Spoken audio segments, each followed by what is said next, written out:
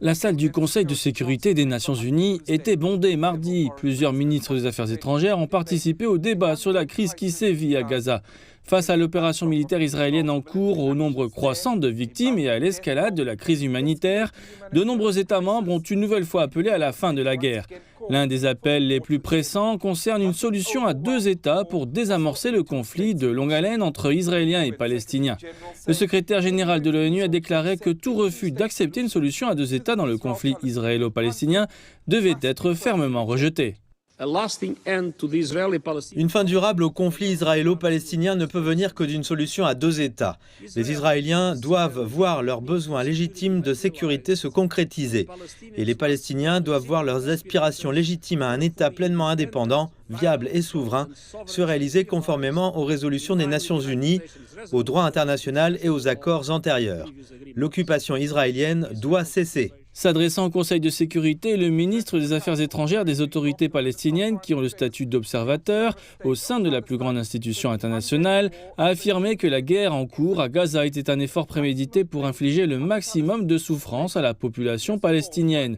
Il a appelé à la tenue d'une conférence de paix internationale ayant pour objectif clair de mettre en œuvre les résolutions des Nations Unies. Le consensus international sur la coexistence de deux États sur cette terre doit être respecté dans le monde entier. En effet, il ne peut plus y avoir de prétexte à des retards et à des obstructions sans fin. Le mépris de la vie des Palestiniens, du droit international et de la volonté régionale et internationale d'instaurer une paix juste et durable ne doit plus être toléré. Le temps presse. Mais Israël a une fois de plus défendu le conflit. L'ambassadeur israélien auprès des Nations Unies, Gilad Erdan, a déclaré que si le Hamas livrait les responsables de l'attaque du 7 octobre contre Israël et restituait les otages, la guerre prendrait fin immédiatement. Il s'est ensuite interrogé sur la participation de l'Iran à la réunion de mardi.